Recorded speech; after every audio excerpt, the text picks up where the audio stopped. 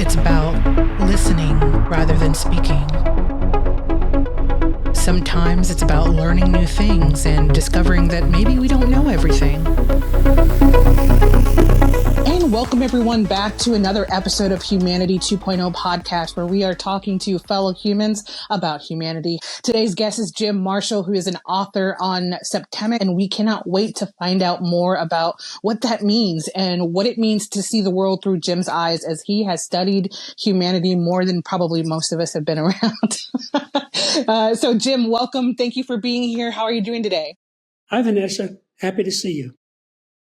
What does humanity mean to you? Well, it could be defined a couple of different ways. Typically, people define it as being all the Homo sapiens living on Earth. But I suspect from many sources that I've heard that there are people that look just like us on other planets. So it probably includes them too. And how about to you? What does humanity mean to you specifically? Well, I use language according to whatever definition is applicable. So it could mean either of those things. Okay. On a daily basis, when you're out on a walk, do you observe humanity at its best or at its worst? Or do you think that we're just moving along? Well, I try to take everything as it's presented. There are wonderful people who I adore, and there are some very evil people who need to be stopped. So it depends on, who I'm looking at. Fortunately, I will say, I've spent most of my life around clergy, artists, and intellectuals. So I really haven't seen too many of the bad people myself. Is there one particular story of any one of those people that sticks out and is something that you hold dear, any interaction or any moment that they gave you that just inspired your outlook on humanity? Well, I have known some saints, and you can almost see the halo around their head. When I saw them, I knew exactly what I was looking at. So I've known several of them. And of course, those are the most highly evolved humans. Can you elaborate more on what they were like and just how you felt around them? Well, it was a very pleasant feeling. But it was also a kind of some surprise because there aren't too many people like that. But I knew right away I was looking at somebody very special. I could just see it. Now, if you get into my book, the first chapter in the book talks about the scale of basic purposes, and the highest purpose of all is to transcend. And those people I call saints. So eventually this found its way into my book. What is that area where it shows the percentage of humanity in each category? What does that mean? It's demographics. It's what percentage of humanity is at that level. Can you tell everyone more about those higher percentages and why they are in that category? Well, those are two completely different questions. A person is either at a level or isn't at a level. This is natural law. It's like a tulip and a rose, It's not an opinion that it's a tulip or a rose. Now, of course, every tulip is unique, every rose is unique, but once you know what they are, you can always tell the difference between every tulip and every rose because they're distinct. And that is what the levels are like. That is what my book teaches. Of course, 35 axes. So you're asking me about one axis, but it would be better if I tell you, your viewers, in a general sense, what this is about, so they have a context. Because most of them haven't seen that sample chapter that you've seen. We will go more into the book for sure. I do want you to have the opportunity to roll out the concept on Septimics, because I can guarantee you there are a lot of people that have never come across that. Oh, yeah. Before we go there, what is your perspective on humanity in its current state? And do you feel that we can get better or that we can evolve? What are your thoughts there? Certainly we can get better. I had an entire career of making people better. And when I say making, they did it. I just sort of showed them the way. The person has to improve himself. Nobody can force you to get better. But I had a long career as a human development engineer. Let me give you one sentence to put this in context with Septimics. I am the discoverer of hitherto unknown natural phenomena. which greatly aid in the understanding of people, from which I created a revolutionary practical philosophic system called Septimics, and published it in the book, Septimics, Hierarchies of Human Phenomenon. So that's what I'm here to discuss. What was it that led you to write and to research? Okay. Well, really, the story really begins when I was accepted into engineering school at the age of 16. Now, of course, I thought at that time that I would be engineering physical things like all the other engineers thought. Airfoils, motors, electrons, or whatever. But by the time I had my bachelor's degree, it was clear to me that I wanted to engineer the human psyche, because it is the area of greatest unknown, of greatest mystery, and more importantly, it is the area in which we as a race are failing miserably. 95% of the problems in industrialized society are because people don't understand people, don't understand the wife, don't understand the boss, don't understand somebody running for Congress. That's why more than 50% of the marriages in the United States end in divorce. Clearly, they didn't know what they were looking at. Mm-hmm. And this book solves that across 35 axes. Now, let me tell you what I mean by that. Septimics is a philosophical science based on the fact that many phenomena related to humans occur in a sequence of 7 levels. Literally, the word septimics means of or pertaining to 7. Septimics comprises a collection of scales or sequences, each of which breaks down various human phenomena into a hierarchy of 7 steps. Each of these scales are unique. There are 35 scales. Each is unique. And between them, because they're unique, they span the spectrum of human experience, meaning any problem, dilemma, difficulty, situation that any person has that has anything to do with people can successfully be analyzed by one or more of these scales, usually more than one.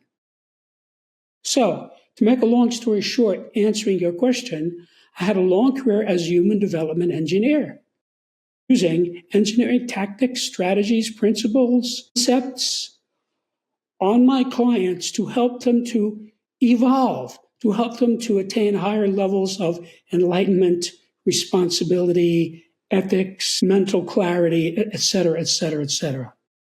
All of my clients improved as a result of our interaction. But incidentally, as this was going on, I started to notice that I could predict the outcome of the session. Now, I never told that to anyone in those days, but I made notes. And as the decades rolled by, I came to realize that the client would be at a specific level on a specific scale that I had previously observed and recorded. And as a result of our interaction, he would go up to the next level on that scale. Now, this happened thousands and thousands of times over a 40-year period, many thousands of times. And every time it occurred, it verified my hypothesis, because the clients knew nothing about what I was doing. They had no idea what I was recording or what I was thinking. I said very little to my clients. I was mostly focused on getting them to examine what was going on in their lives. So you could say I used Socratic dialogue aided by biofeedback. So I essentially did the same thing that Socrates did in the famous Socratic dialogues, but the biofeedback made it from a cart into a rocket ship, where I could do it very fast on people. So by 1995, I had simply observed and recorded about 32 scales. There's no theory of septimics. This is all based on direct empirical observation. Now, another thing happened around that same time. I had a particular scale, a 6-level scale, that by then I absolutely knew was correct from decades of usage. And one day I was pondering a difficult client, and I realized that that client was at a level on that scale that I had not previously observed. In other words, it had a 7th level. As soon as I saw what that level was, it was obvious to me where to insert it into the 6th-level scale. That was not a question. And as soon as I inserted that 7th level into the 6th-level scale, the scale manifested mathematically. It went from being a line, which is what a scale is, to a plane, meaning a whole body of data. I said, whoa, because I had all of these mathematical interlocking, intersecting data. That's the scale that you saw on my website, that very scale. So when I saw that, having taken 26 semesters of math and having loved every minute of it, I knew right away this had to be natural law, because anything that has mathematics embedded in it is natural law, like, for example, the Fibonacci sequence. So then I said, I found something here. Then I asked myself, I wonder how many of these other scales that I have are actually 7-level scales that haven't been developed all the way, because you have to realize I wasn't developing anything. I was just helping my clients and making notes. So knowing what I was looking for, I inspected all of these other scales. And in a short period of time, they all developed into 7-level scales. And as each one did, it manifested mathematically. So now I had 32 7-level scales, all based on direct observation of humans that had mathematics embedded in them. And so I said, this looks to me like a new subject. Because having gone to school for 28 years, I never saw anything like this before. Now, several people have asked me, what book is your book like? And being a well-read person, I have to say in all candor, I don't think there's ever been a book like this, at least on Earth.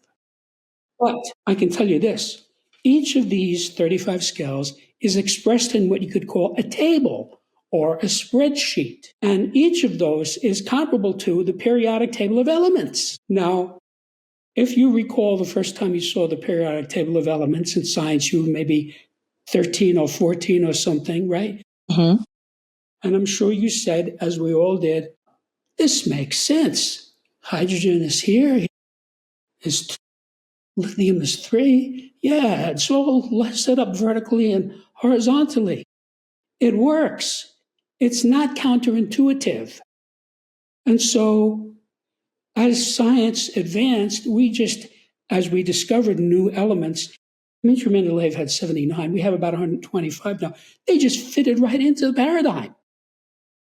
So every science textbook and classroom in the world is using the periodic table. And I guarantee you, every advanced civilization in the universe has the periodic table.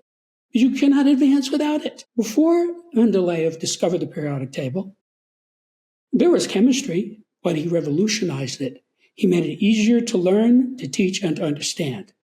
And that is what Septimics does on the subject of human development, because I'm giving you 35 periodic tables for human phenomena. And if I may, I'd like to tell you now the names of the 35 chapters, which will tell you exactly what subject matter is addressed in the book. So 24 of these scales I call individual scales, meaning they apply to an individual. And 11 of them are called group scales, meaning they apply primarily to a group. So these are the individual scales: the scale of basic purposes, the scale of personal influence, the scale of choice, the scale of permeation, the scale of thought, the scale of identity, the scale of evaluation, the scale of motivation, the scale of control, the scale of stopping, the scale of scholarship, the scale of literacy, the scale of human ability, the scale of memory, the scale of spiritual identity, the scale of mental deletion, the scale of aberration, the scale of physical fitness, the scale of justification, the scale of belief, the scale of equanimity, the scale of attack, the scale of conflict, and the scale of reaction. And these are the group scales: the scale of relationships, the scale of life spheres, the scale of government, the scale of civilization, the scale of survival, the scale of management, the scale of exchange, the scale of communication, the scale of allegiance, the scale of sexuality, and the scale of politics. Any one of these scales by itself can dramatically improve the life of the reader. And let me give you a direct example. I mentioned the scale of motivation. One of the most important things to know about a person is motivation. Why is this person doing this? That's how the police solve crime. They look for someone with a motive.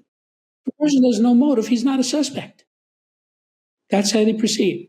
So you could ask yourself, what is my mother's motivation toward me? What is my father's motivation toward me? What is my brother's motivation toward me? What is my boss's motivation toward me? Etc., etc., etc. And you could do this for everyone you know and everyone you have ever known, because you're only selecting from a menu of 7. I did the heavy lifting by getting it down to the 7 basic purposes, and all the others, the thousands of others, are just subsets of these. Now, you know the person, you read the chapter, I can see this person is at level 4. And when you spot that, you will have a realization. That explains why he does that. Then you could take that same scale and reverse the vector and say, what is my motivation toward my brother-in-law? What is my motivation toward my cousin? What is my motivation toward my boyfriend? So it's not their motivation toward you, it's your motivation toward them. And you could do this all over again another 200 or 300 or 400 times for everybody you've ever known. Now, by the time you finish this exercise, you will be greatly clarified in mind because you'll understand the motive of everyone toward you and yours toward them. That is a big clarification. Okay, now this is just one scale. You could do this for all 35 scales. Getting back to the answer about how this came about. So I had these now 32 scales. I said, wait a minute. I could go from helping people by the hundreds, which is what I had been doing as human development engineer, to helping them by the millions if I put this in a book and get it out. So I'm going to have to write a book. So the first draft was finished in December of 95. And I sent it out in a transcript form to colleagues of mine, all of whom had graduate degrees in a variety of subjects. And they all loved it. They had different responses, but very positive responses. And that told me this is exactly what I think it is, a new subject that could really help people. I then spent the next 25 years of my life working on this book because realize first I had to discover the phenomena, and I pretty much already told you how I did that in my sessions, although I did find 3 more skills as I was writing the book. Then I had to take that data and I had to use it to craft a workable philosophic system. That took 20 years because you have to understand, as an engineer, I'm only interested in results and facts. To engineers, opinions and beliefs are utterly irrelevant. In engineering, you cannot say, whoops, right? You can't have the plane fall out of the sky and say, whoops, I didn't get that one right. It's got to work, right? I mean, if you get a cell phone, you expect it to work. If it doesn't work, you call up Apple, you say, what have you given me here? This is a lemon, right? So that's what engineers are about. I went to a school, had 2,000 engineering students, and we were all like that. Okay? We wanted to know what's happening and how and why, period. Okay? So I was determined to make a philosophic system that would work for every person all the time, assuming they could read English. And I know I succeeded at that because some version of this book has existed now for 29 years. And I've been watching people get this. They get it. If you can read English reasonably well and you want to improve yourself or others, this book is for you. Now, some people think everyone wants to improve himself, and I'm sorry to tell you that's not true. There's all kinds of categories of people who have no interest in improving either themselves or others. This would include psychopaths, sociopaths, narcissists, professional criminals, corrupt politicians, war criminals, serial murderers, mentally ill people, ignoramuses. There's lots of categories of people who this book is not for them, not relevant to them. So if I tried to give this book to, let's say, John Gotti, the head of the Gambino crime family who died in prison, would say, I don't want this book, get out of here. Or he might say, is this going to help me make more money? I'd say, well, I don't know. Well, then I don't want to. So he would never read this book. But if he did read it, he wouldn't understand it. I can guarantee that. And even if he did understand it, he wouldn't apply it because it's contrary to his way of life, because this is about helping people and making people better and improving humanity. So that's what this is about. So this book gives you a roadmap for success across 35 axes. So I'm giving you the gradients. Let me tell you, if I may, how this is generally beneficial to people without going into specifics. I wrote this book to help people. I've had a lifetime of helping people. Each of these 35 scales provides the user with an infallible way of determining the salutariness or beneficialness of any group, individual, or activity. If the group individual activity moves persons up these scales, it's beneficial or positive. If it moves them down, it's detrimental or negative. So I'm giving you a yardstick by which to measure human affairs, which is an entirely new thing. More importantly, just finding out what level you or another person is at on any scale is by itself inherently beneficial and enlightening. Because every time you correctly spot a level, as I said earlier, you have a realization. So here's what happens often with this book. A guy is reading the book, right? And he gets down to, let's say, the scale of choice, level 5. He says, wait a minute, this is my mother-in-law. See, he wasn't thinking about his mother-in-law. This describes her exactly. This is exactly how she behaves. How did he know that? I never met this guy's mother-in-law. I probably never even met the guy. There's people all over the world reading this book. I'm never going to meet them. How did I get it so exactly that he spotted it without even thinking about it? Because it's natural law. So this is in the same vein as Newton's 3 laws of motion. Newton's 3 laws of motion were true before Earth existed, and they will still be true after Earth no longer exists. But it wasn't until Newton figured them out 400 years ago and wrote them down and gave them to us that what we call physics today was founded. He was the father of physics. So how come nobody got it before? Good question. But you could say that about anything. How come Einstein figured out the theory of relativity in 1905 and nobody did before? It was all done mathematically. He just did the calculations, and at the end of the calculation, he got to E equals mc squared. Whoa! That's a game changer. So everybody in the math and science community knows how he figured it out. But how come he figured it out? Well, that's the path of humanity. Somebody figures it out, right? Before Nikola Tesla, there was no alternating current motor. He saw in his mind, we know this because he told us what it was, and then he just built it in 3 dimensions. And it worked. So what happened to me is I observed these phenomena. I wrote them down.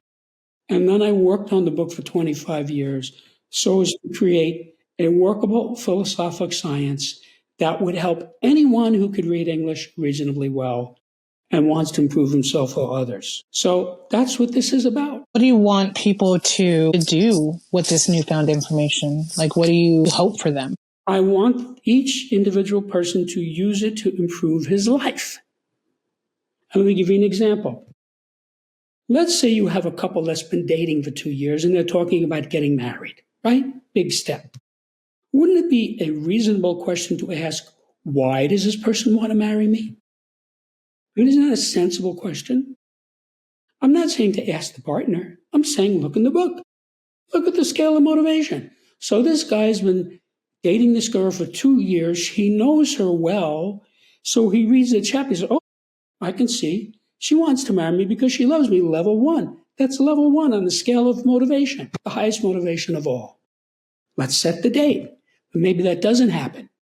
Maybe he looks at it and he says, now that I think about this, I think she wants to marry me because I drive a Lamborghini, I have a 60-foot yacht, I fly my own Learjet, I live in a $15 million condo, and I have $10 million in the bank. See, that's a different motivation. That's level 4 on that scale of motivation, money. I'm not saying it's good or bad, but it's what it is, okay? Now, what he does with that is up to him. He might say, well, okay, she wants to marry me for my money. That's not new, but she's beautiful, she's funny, she's smart, we get along great, so I'm going to marry her anyway. See? And they set the date and get married, and they lived happily ever after. But that might not happen. He might say, you know what? Now that I realize this, I don't want to marry her. I want to marry somebody who loves me for myself, not because I have a lot of money, and they break up. Now, in that scenario, you might think he would be upset about that, and you would be wrong. He would not. Because he had a realization. He said, now I see why Gertrude did this and this and this and this and this. See, the light bulb went on over his head. That's a positive experience. He's not upset. He's relieved. He's going to say, thank you, Vanessa, for turning me on to this. I dodged a bullet. So That's a perfect example of a common way that anybody could use this book. But you have to realize there are 35 scales, and every situation is different. And most situations can be analyzed according to multiple scales. So let's say you have a girlfriend, your girlfriend Mary. Every time you talk to her, she says, Vanessa, I don't know what I'm going to do. My boyfriend is driving me nuts. You say, really, what's going on? She says, well, look, he's doing drugs now. He gets drunk all the time. He goes to bars and gets in fights. He doesn't treat me with respect, blah, blah, blah. I don't know what I'm going to do. I love him, but I'm very upset. So you say, okay, Mary, look at this. And you open up the book to the scale of relationships, right? You know she can read English, and you put it in front of her face. She's never seen this before. She's going to look at it, and she'll probably say something like, you mean there's a scale of relationships? I never heard of such a thing. You say, yes, this relationship that you've been complaining to me about for 6 months, where is it on this scale? Guaranteed she's going to want to know that because she's having trouble and you're opening a door for her. See, this is a new idea. There's a scale. So she looks at it. And what's going to happen is in a matter of seconds, she will find a bracket. She'll say something to you like, well, I can see right away. We're definitely not at 1, 2, or 3, because that's the top of the scale. We're having all kinds of trouble. So it's got to be 4, 5, 6, or 7. And you say, okay, go ahead and read the text, and then you can get it exactly. So she reads it. The text is very specific. It goes into granular specificity, what these levels are, how people act when they're at them, how to spot them, etc., etc. So she looks at it. I can see our relationship is at level 5. That's not so great. That's near the bottom of the scale. No wonder we're having a lot of trouble. That explains it. See? And that explains why when I tried to do X, he wanted to do G instead of X. And we had a little difficulty there. See? So now you say, well, you could improve this relationship by moving it from level 5 to level 4. She says, you can? You say, yeah, it tells me in the book how to do that. She says, great, let me borrow this book. I want to go to Fred and straighten this thing out. And you say, wait a minute, before you do that, let me show you something else. And you turn it to the scale of sexuality. Well, that's relevant, isn't it? So she looks at it. The same thing's going to happen. She's going to say, there's a scale of sexuality? You say, yeah. You don't have to tell me if you don't want, but where are you on the scale? Guaranteed she's going to want to know that. And she'll give you a bracket. She'll say, well, I can see right off that 6 and 7 have nothing to do with me. So it's got to be 1, 2, 3, 4, 5.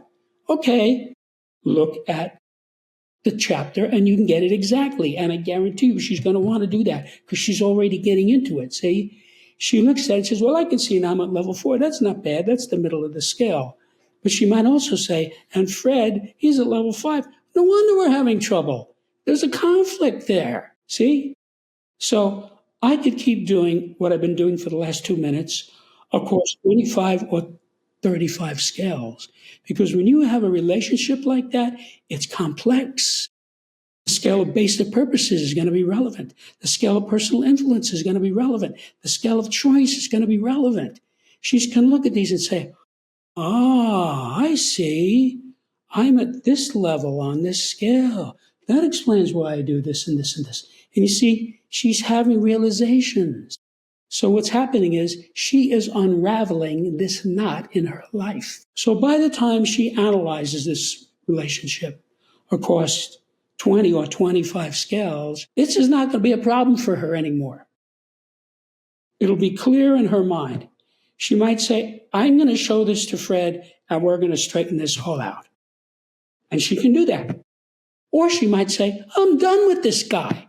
This relationship is going nowhere. I'm not going to waste any more time on it. See? And she's not going to be upset about that. She's going to be relieved. She's enhanced now. She understands people better now. And the next mate she looks for, she's going to have this in mind. She's going to say, I wonder what this guy's basic purpose is. I wonder what this guy's scale is on the scale of equanimity. That's a big deal on people, equanimity. If you have that, that's a very important thing. So I'm giving you the gradients for life. So I have solved the gradient problem that has bedeviled mankind for 6,000 years. And let me tell you what I mean by that. Most people have problems, dilemmas, situations, difficulties, and they can't resolve them. More than 99% of the time, it's because they don't know the gradient. That's why you go to a trainer or a psychologist, right? So I've worked as a trainer for people, and some guy might come to you and say, Jim, I'm 100 pounds overweight. I can't fix this. Will you train me? I say, sure. Now, I'm not going to say, here's a 100-pound barbell, lift this, or go out and run 5 miles. That would be malpractice. I'm going to talk to this guy, try to get an idea what he could do. See? And I might say, okay, look, let's see if you can curl 15 pounds, right? So he's doing it, right? As he gets to 12 and he says, I can do this all day. Okay, fine, stop. Let's try 20.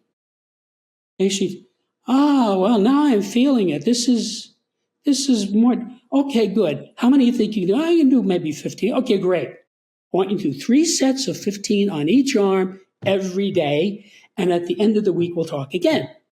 And then at the end of the week, I would say to him, how did you do? Now, if he says to me, I'm sore, this is tough, I'd say, all right, just keep doing it.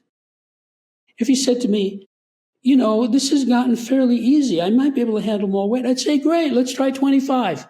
See, I'm finding the gradient for him. So you cannot make a couch potato into an Olympic athlete. It cannot be done. You can make him into a normal person. And when he's a normal person, you might be able to make him into kind of an amateur weekend athlete, plays a little tennis on the weekend, But there's too many levels in between. And that's true for all these. Now think of it this way. If you're on the first floor and you want to go to the 5th floor, you're going to have to go through the 2nd, the 3rd, and the 4th in order to get there. Whether you take the stairs or the escalator or the elevator or go outside the building and use a rope ladder.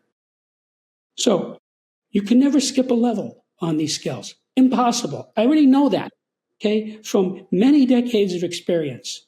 Because remember, my client would be at this level. He would go up to the next level. That's how I figured this out in the first place. And I just kept recording it and recording it and recording it. Another guy would come in. He'd be at the same level. He would go up to the next level. Same scale, see? Then he, in another session, would be on a different scale. I would spot him at a level on a different scale, and he would go up to the next level on that scale. So this is very user-friendly. So I'm giving you the roadmap for success in life because these are the gradients. The levels are the gradients. So if you're at level 3, you can get to level 2 because it's the next one up, it's the next thing. And this goes back to what I was saying earlier about how this works. Once you know the actual level of any person on any scale, you can improve that person by moving them up one level on that scale. Now, in engineering, there is a datum that's at least a century old that says 90% of finding the right answer is asking the right question. This goes on in engineering all the time, right? So somebody comes to me with an amplifier. They say, "Will you fix my amplifier?" Okay. So I start checking all the tubes. Well, all the tubes work. See, that was the wrong question. And I say, well, let me look at the power supply. Check, my power supply seems fine. Wrong one. Then I say, well, let me check this condenser. You have a bad condenser. I put in the condenser. Now it works. See, I asked the right question. That is why Einstein figured out the theory of relativity. He asked that question. That's why Newton figured out the 3 laws of motion, because he asked the question, right? There's the famous story of the apple fell from the tree, and he could see that was the same force that was holding the moon in orbit around the earth. And that's when the whole thing opened up in his mind, see? He had an epiphany, and he wrote it down and gave it to us. And now we still use those. Engineers and scientists still use those 3 laws for space travel. We can calculate celestial bodies and space vehicles using those 3 laws of motion. I mean, obviously, we've gotten a lot further because we've been developing it, but they still work. That's what I'm saying. So that is what this is about. This is natural law, like the Fibonacci sequence. And for those of you who don't know what that means, there are living creatures who have certain numbers of repeating patterns in them. For example, if you take a pine cone, it's got like these little sort of leaves in it that make it. And if you count them one way, you'll get one Fibonacci number. And if you count them another way, you'll get another Fibonacci number. Well, how does that work? The pine cone doesn't even have a brain. It doesn't know anything about math. And there's all kinds of creatures, seashells and sunflower seeds. Now, Fibonacci, who was a brilliant mathematician, looked at this. He said, why do these numbers keep coming up? Why does this number 13 keep showing up in these? See? And this number 5. Why? And he reverse engineered the formula out of those data. He said, what formula, if I had, would explain these as a pattern of numbers? And that's what the Fibonacci sequence is. So now we all know in math what the Fibonacci sequence is, and we can calculate these numbers to infinity. So that's pretty much what I did here. I looked at this data that I saw, and because of my polymathic background, I was able to see it for what it was. And I wrote the book, and the most interesting thing to me is people get this. They get it. You don't have to be a college graduate to get this. If you can read English reasonably well, you read it and say, oh yeah, that makes sense to me, yeah, scale of choice. Now, you might have someone who might question what word I use to explain the phenomenon in a certain place. I can see that because writing is an art. So the most time-consuming aspect of this was expressing this in a way that would make sense to the average person. So I would have to find to describe that level. What are we talking about? How can I say this? I know the phenomenon is there. I can see it. And I'll give you an example. The scale of sexuality. Level 2 on the scale of sexuality is called take it or leave it. There are people who, as regards sexuality, get to this very high level where they can take it or leave it. So that the guy propositions the girl. If he says yes, that's good. And if she says no, that's good too. He can take it or leave it. See, it's a very liberated state to be in. There's no compulsion about it. So I said, well, I'll just call it take it or leave it. That's the name of the level. Because everybody knows what that means. So you put it in the context and people say, yeah, there are people who can take it or leave it. My brother became a priest. Obviously, he could take it or leave it. So that's what I mean by the right word. Now, I spent 25 years trying to get the right word for all of these scales. And no one in the 29 years that this book has existed, no one has ever said to me, I don't think that's the right word. A better word would be this. Also, I can tell you this, since the book first came out 29 years ago, no one has ever said to me, I don't get this. This doesn't make any sense. No one has ever said that. What they say typically is, wow, this is big. So anything that has to do with people, you just go to the appropriate scale. You find where that person is, or it could be yourself, and then you have an epiphany. So like a guy is not getting along with his girlfriend, right? And so he realizes that, there's something about choice. Whenever choice comes up, we have so he looks at the scale of choice. Where is she on the scale of choice? She's at 5. This explains exactly. That's how she behaves at that level. Now he knows what he's dealing with. Now, I'm not saying he should tell her. He can show her the scale and say, look at this. Where do you think you are on this? See? And if he got it right and she's interested, she'll figure it out.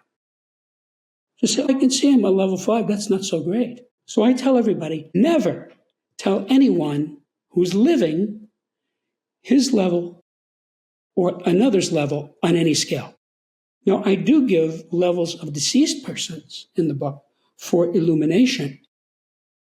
And you probably noticed that if you read that sample chapter, I give levels of famous people where they are on that scale. And if you study those people, which I have, you can say, this explains a lot how this guy was. So this is a fruitful source of insight. So here's what happens to people who read this book. So let's say the guy spots himself on the scale of basic purposes, first one in the book. He has an insight. So then he'll say, oh, I'm going to spot my buddy Joe on this, see? And he spots Joe's at this level. That explains why he does X, Y, and Z. Then he says, I wonder where Joe is on the scale of personal influence. See, he's a level 2. That explains a lot about Joe, see? So this guy, what's happening? He's getting smarter. He's having insights. So what happens with this is, the more you use it, the smarter you get. The smarter you get, the more you want to use it. The more you use it, the smarter you get. So this is a virtuous cycle where the person just literally pushes himself up the scales by insight. I can see Millie is at level 3 on the scale of attack. That explains why she gets upset if I want to kill a spider. So this is a very uplifting experience when you use this book. And the people who use it, they tell me this all the time. I continually get this about, wow, this really is helping me. And the reason is, it's natural law. I stumbled upon it, and because of my polymathic background, I was able to see it for what it was. And then I was able, or I should say willing, to spend 25 years to perfect it. So I invite your viewers to check this out, because if you can read English and you want to improve yourself for another, this is for you. Now, you might say, well, let's take some guy, he's got 180 IQ, he's got $25 million in the bank, and he's got a physique like Charles Atlas. Does he need this book? Well, wait a minute. He's got a daughter who's getting into drugs. He's got a son who's getting into fistfights. He's got a wife who's cheating on him. See, in each of those cases, he can say, come over here, let me show you this. And he can get the kid to figure out what's going on, and so he's not having fistfights. So it works for anybody, whether you want to use it on yourself or others. But I can tell you this, I know for a fact, less than 1% of the human race is at or near the top of all the scales. Most of us are high in some scales and low in others. A larger percentage are at the bottom of the scales, about 4%. These are the dregs of society. Let's say you find some guy, he's a professional criminal, he's a gang member, he's a drug addict, right? And he beats up women. That guy is at or near the bottom of most of these scales, if not all. That's why he's like that. He's not going to benefit from this book.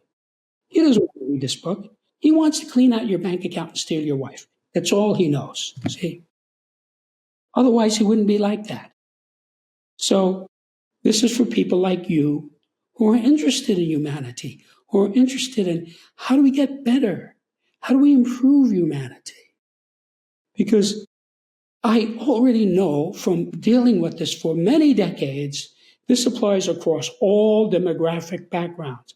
It does not matter what race, what ethnicity, what gender, what education level, what socioeconomic level. None of that matters, because every person is at some level on every scale, including the people at the bottom who are never going to read this book. So sometimes I bump into somebody, whether online or in 3 dimensions, and I can see that this guy is at or near the bottom of a certain scale. I say, whoa, I don't want to mess with this guy.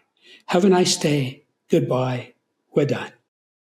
And so I can absolutely guarantee that this book will prevent catastrophes, dilemmas, bankruptcies, lawsuits, indictments, fistfights, etc., etc., etc., because you are forewarned about the downscale people. It also helps you with the upscale people, right? So you meet some person and say, oh, this guy is very upscale. He's high in the level of literacy. He's high in the scale of scholarship. He's high in the scale of human ability. He's high in the scale of basic purposes. I want this guy in my life. You see? So this is very useful to people. And that's why I went through all this trouble. And that's why I'm doing these interviews, so that people find out about this and use it. Because I have to tell you, Once you have the book, you don't need anything else. I went out of my way, working on this for 25 years, to write it in such a way that once you own the book, you do not need anything else, except maybe a dictionary. But I would say that for every book on earth. I've been tutoring people since I was 14, and I would never tutor anybody without having a dictionary handy. But everybody has a dictionary in his cell phone now. But that's all you really need, because it's self-evident. It's universally applicable. The better your facility with the English language, the easier it will be. But that's true for every book on earth. Mm-hmm. You know, if a guy is highly literate, you can give him War and Peace and he'll go right through it, right? And if he's not so good, he's going to say, oh, this is difficult, look up words. But that's what this book is about. It's to help people have better lives. This is my reward. I think it is very admirable that you spent such a long period of time on this work, and people will definitely benefit from reading it. So thank you for dedicating 25 years to making this book happen. Where can people find information on the book, the website, all of the social handles where they can follow you? Right. I want to invite your viewers to my website, which is septimics.com, septemics, where you can see what many readers have said about it, what many journalists have written about it, what the reviews are. You can read sections of the book itself, and there's even a pre-recorded introduction to Septimics that you can listen to, which explains to a new person in 15 minutes what this is about. So that's my recommendation. Go there and check it out. And this could be a life-changing experience, because that's what people keep telling me. I have serious students who, have studied this book, and, they're just effusive and thanking me and saying, wow, because here's the way you experience it. This is like picking up a lens and looking at yourself in the mirror through a lens. You know how Sherlock Holmes was always going around with a lens, right? That's what it's like. Each of these scales is a lens, which you can use to view your spouse or your mother or your boss or whoever, or yourself in the mirror. And when you see it, you'll say, now I see what's going on here. But that's on one scale. There are 35 scales, so you can keep doing it and getting more understanding. So in addition to reading the book, what is your message to humanity? Well, let me say one sentence that puts this all into focus. The data in this book are vital for every person and can help you to achieve your goals faster and easier by explaining what might otherwise seem to be inexplicable or random. Thank you so much for being here, Jim. Thanks, Vanessa. It was a pleasure talking to you.